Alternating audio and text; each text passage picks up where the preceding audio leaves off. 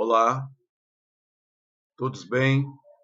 É com muita alegria que estamos aqui, mais uma vez, reunidos para refletir sobre o Evangelho de Jesus. É uma alegria enorme, nós agradecemos a oportunidade de falar do Mestre, falar do seu Evangelho.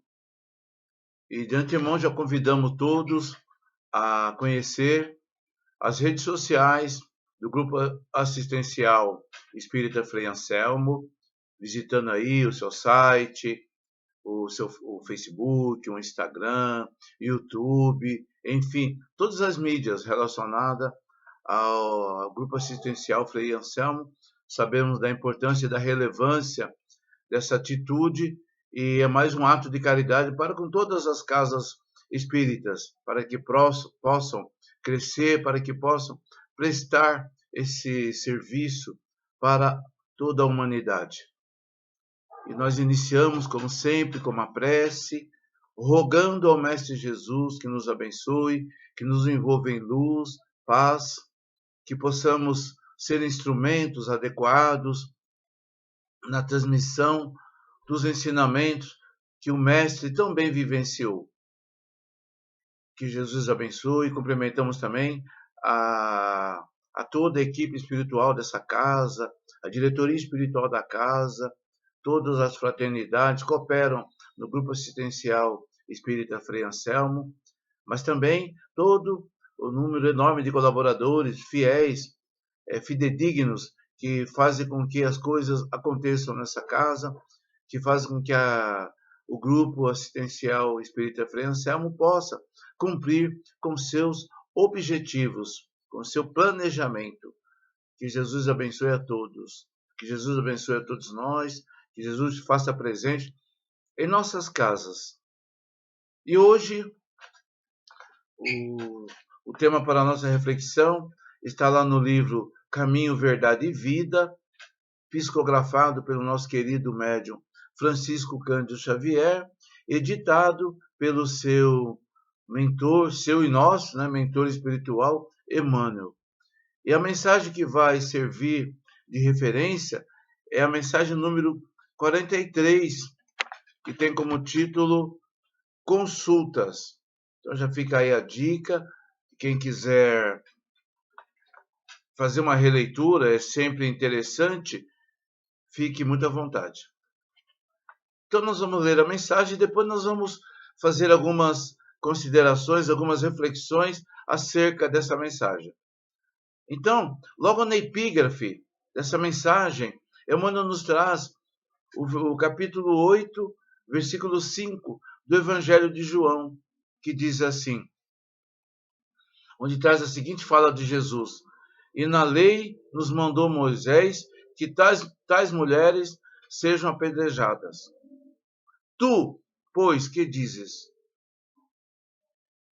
Aí Emmanuel vem nos dizendo assim, várias vezes o espírito de má fé cercou o mestre com interrogações, aguardando determinadas respostas pelas quais o ridicularizasse. A palavra dele, porém, era sempre firme, incontestável, cheia de sabor divino. Referimos-nos ao fato para considerar que semelhantes anotações convidam o discípulo a consultar sempre a sabedoria, o gesto e o exemplo do Mestre. Os ensinamentos e atos de Jesus constituem lições espontâneas para todas as questões da vida. O homem costuma gastar grandes patrimônios financeiros nos inquéritos da inteligência. O parecer dos profissionais do direito custa por vezes o preço de angustioso sacrifício. Jesus, porém, fornece opiniões decisivas e profundas gratuitamente. Basta que a alma procure a oração, o equilíbrio e a quietude.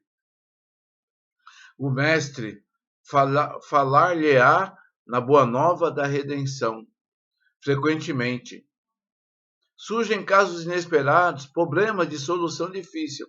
Não ignora o homem o que os costumes e as tradições mandam resolver. De certo modo, no entanto, é indispensável que o aprendiz do Evangelho pergunte no santuário do coração: Tu, porém, mestre, que me dizes a isto? E a resposta não se fará esperar, como divina luz no grande silêncio. Uma mensagem realmente significativa, profunda, que nos convida a reflexões importantes acerca dos ensinamentos do Mestre Jesus. Então, nós vamos passar por alguns versículos, né? Alguns parágrafos, para que possamos refletir e assimilar essa mensagem que Emmanuel nos traz. Então, logo lá na epígrafe, ele coloca, né, que é uma pergunta, Jesus era constantemente inquirido, né, ele era pressionado, ele era questionado, ele era colocado em dúvida o tempo todo. Essa foi a realidade que o mestre vivenciou. Então, nesse capítulo 8, no versículo 5 de João, quando eles perguntam para Jesus, né, que na lei de Moisés estava escrito que as mulheres que traíam, elas deveriam, mulheres que tinham cometido adultério, né, no sentido de ter um relacionamento com fora do casamento, elas deveriam ser apedrejadas. Aí eles perguntam a Jesus o que dizem. Né? E aí, nessa questão, nesse ponto que Emmanuel nos convida a refletir. Particularmente, hoje, o espírita, ele tem assim uma reverência, ele está numa evidência dentro da sociedade. Graças a Deus, né?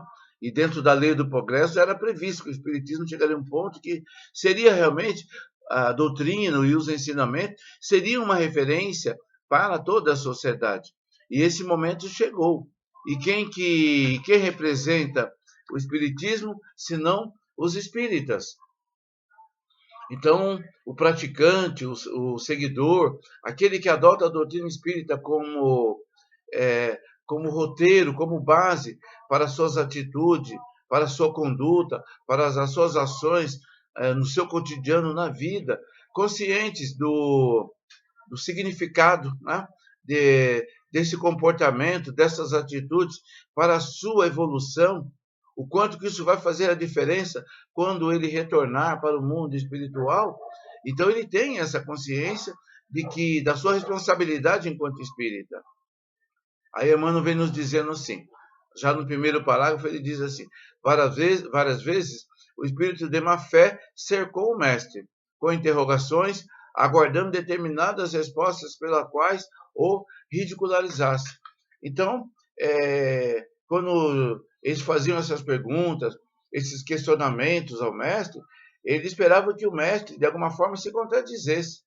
Porém, o Evangelho é repleto de exemplos que demonstram o quanto que Jesus jamais perdeu o equilíbrio, jamais perdeu a sensatez, porque era um espírito, é o espírito mais evoluído que passou pela terra, que se fez carne, ele encarnou para vivenciar o amor na sua plenitude. Então, obviamente, que essas pessoas que o inquiriam, que o provocavam, não tinham a mínima noção do que representava aquele espírito que estava à sua frente. E olha que eles tiveram a honra, o privilégio de conviver com Jesus encarnado, porque nós também convivemos com Jesus diariamente. Jesus jamais nos abandonou. Se fez, se faz e eternamente estará conosco, nos conduzindo nesse processo evolutivo. Mas aí Emmanuel, ele continua, né? Ele diz assim, que a palavra de Jesus era sempre firme, era incontestável, ela tinha um sabor divino. Então, aí já é muito claro, né, que sempre que estamos vivendo alguma situação difícil e nos recorremos ao Evangelho, realmente as palavras, os textos, né, que reproduzem as falas de Jesus na época, nos caem muito bem, nos faz nos sentir muito bem. Mas aí ele continua dizendo assim, né? Referimos-nos ao fato para considerar que semelhantes anotações convidam o discípulo a consultar sempre a sabedoria, o gesto e o exemplo do mestre. Aí já fecha praticamente a questão, né? Quando ele diz que a tudo devemos perguntar o que Jesus faria em nosso lugar em determinadas situações que vivenciamos. Sempre devemos recorrer ao Mestre e perguntar, Senhor, o que devo fazer? Ou então pensar, o que Jesus faria no meu lugar? E, se possível, recorrer ao Evangelho, buscando, num dos eventos vivenciados por Jesus, alguma situação que possa servir de modelo para você, para nós. Porque a doutrina espírita ensina que Jesus é nosso modelo e guia. A doutrina é muito clara nesse aspecto. Mas depois ele diz assim, né? Que os ensinamentos e atos de Jesus constituem lições espontâneas para todas as questões da vida. Então, vai na linha do que nós estamos colocando, né, no sentido de que sempre buscarmos, nos exemplos de Jesus e de seus contemporâneos naquele momento, né, naquele período da humanidade. Quando encarnaram, quando desceram dos céus, Jesus e toda a pleiade de trabalhadores, de entidades espirituais, que tinham como missão alavancar o progresso da humanidade. Então, nesse momento, encarnou Jesus e todos os seus discípulos. Pedro, Paulo, Maria Santíssima, Mateus, todas essas entidades que fizeram parte da implementação do Evangelho aqui na Terra, da implementação do reino de Jesus aqui na Terra.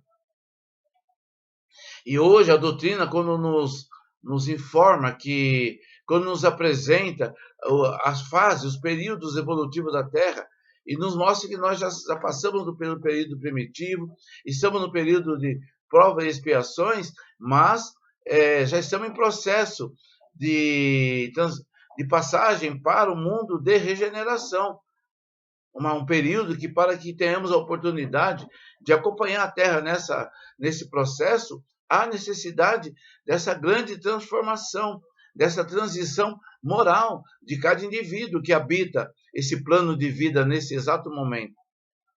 Daí a relevância e a importância de ficarmos atentos aos ensinamentos do Mestre. Orai e vigiai, estarmos sempre vigilantes a tudo que Jesus vivenciou, e os evangelistas nos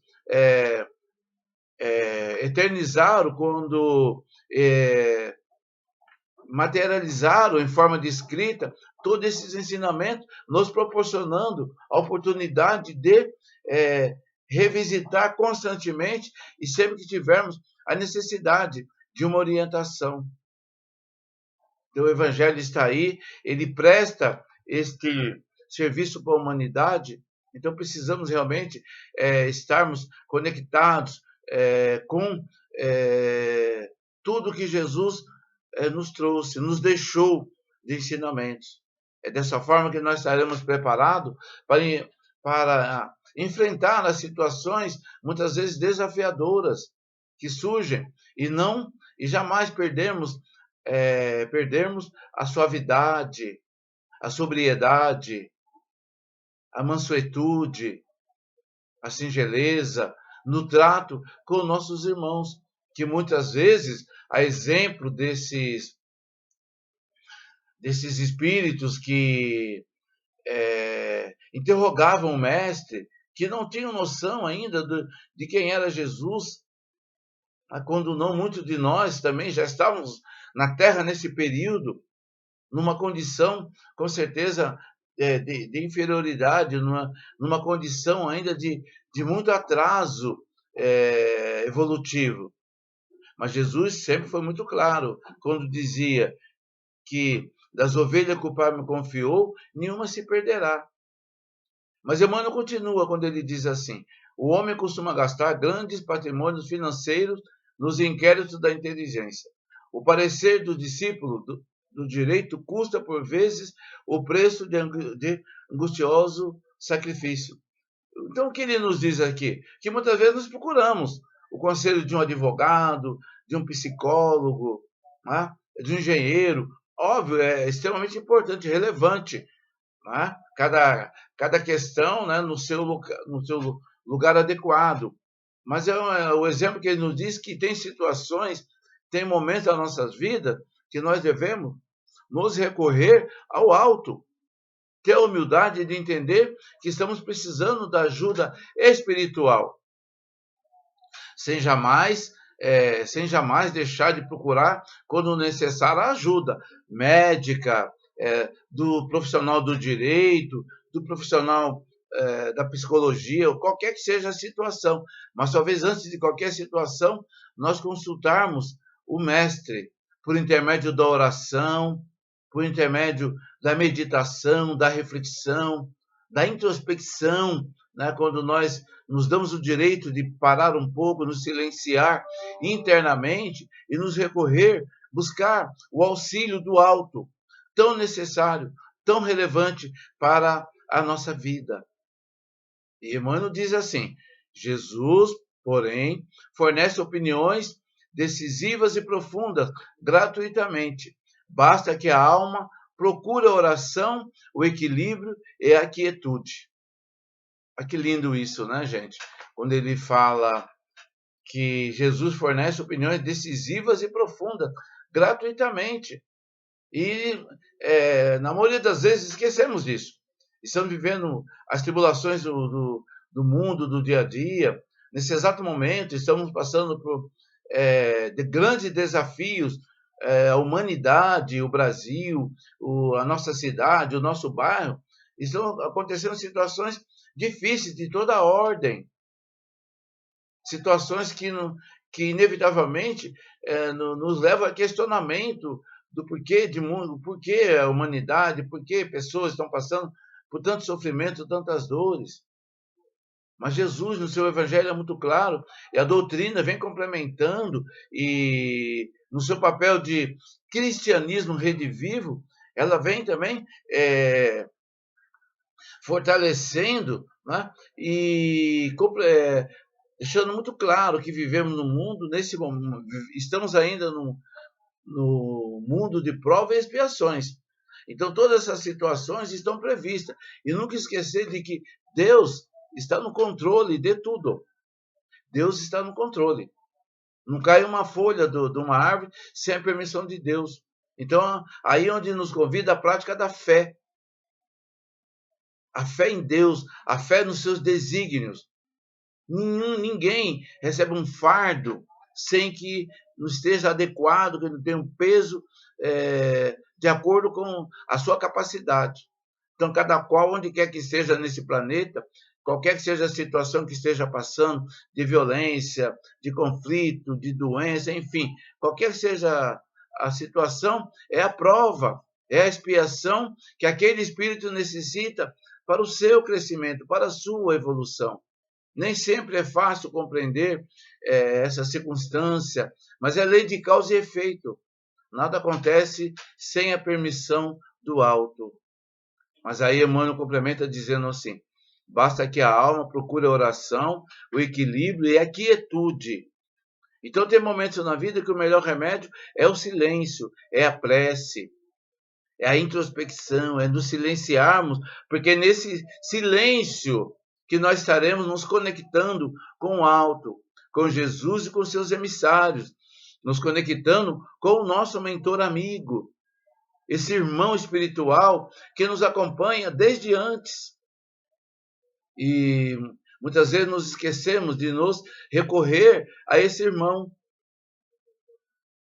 que desde antes da nossa reencarnação já nos dava atenção, já nos acompanhava, e estão sempre aí, sempre apostos, prontos para colaborar, para nos auxiliar, sempre respeitando, obviamente, o nosso livre-arbítrio, respeitando o nosso planejamento reencarnatório, as, as situações que o nosso espírito vai precisar vivenciar para que possa dar passos na nossa caminhada, na nossa jornada evolutiva. Mas aí, ele continua dizendo assim, o mestre, ao falar-lhe na boa nova da redenção, frequentemente surgem casos inesperados, problemas de soluções difíceis. Olha a situação que o mundo vive hoje. Qual a solução? É muito difícil, porque obviamente que cada lado ele exprime a sua razão, cada lado acha que está certo, não, eu estou certo, o outro está errado, mas não é bem assim, né? Quando pensamos em justiça divina. Por isso que em toda a nossa conduta, todo o nosso comportamento, precisamos ficar atentos se não estamos agredindo, né, as leis, transgredindo as leis divinas. Isso é muito importante. Então, e aquela pergunta básica, né? Será que Jesus faria em meu lugar? Qual seria o comportamento, a conduta de Jesus em meu lugar? É uma questão importante de vez em quando, refletirmos. Será que Jesus faria o que eu estou fazendo? Ou o que Jesus faria em meu lugar? É extremamente importante essa posição, essa colocação. E, como já dissemos anteriormente, por intermédio da prece, fortalecer. Há momentos na vida em que precisamos estar constantemente em prece. Há os momentos de desafios, os momentos em que somos colocados à prova, é esse o momento em que devemos fortalecer, reforçar a nossa buscar o socorro. É quando nós, por intermédio do nosso evangelho no lar, aquela oração que fazemos quando saímos da nossa casa, pedimos proteção, pedimos força da espiritualidade para os desafios que surgirão no decorrer daquele dia. É no momento em que nós chegamos do trabalho, também fazemos a nossa prece, fazemos a nossa oração, pedindo força, pedindo coragem, força para renovar as esperanças, pedindo que possamos fortalecer a nossa fé, acreditando que tudo concorre para o bem, acreditando também que tudo passa. Tudo passa nessa vida. A vida é uma constância de fatos, acontecimentos que vão nos proporcionando a oportunidade de crescimento, de transformação. A cada dia, a cada minuto, nós vivenciamos, não é isso? Essas oportunidades. O que precisamos é ter essa consciência, particularmente essa consciência espírita, de que estamos materializando, estamos vivendo aqui o nosso planejamento. Aquilo foi planejado lá antes da nossa reencarnação. Aí Emmanuel ele continua dizendo assim: não ignora o homem o que os costumes e tradições mandam resolver. De certo modo, no entanto, é indispensável que o aprendiz do Evangelho pergunte no santuário do coração. Então, nós sempre precisamos consultar esse Deus interior, que todos temos ali, todos temos a lei de Deus gravada no nosso íntimo. A semente divina, ela está plantada no nosso íntimo, esperando a nossa coragem, a nossa disposição para fazer florescer, fazer brilhar a nossa luz. E buscarmos, por intermédio do estudo, da vivência do Evangelho de Jesus, buscarmos na doutrina, por intermédio dos emissários enviados, né, por Jesus, que se materializaram aqui na Terra, lembrando aí de um Chico Xavier, de um Emmanuel, de um Dr. Bezerra de Menezes, enfim, inúmeras entidades que viveram entre nós, e exemplo de Jesus, materializados, encarnados, vivenciaram o amor também, por intermédio da prática da caridade, a prática do perdão, da benevolência, da indulgência.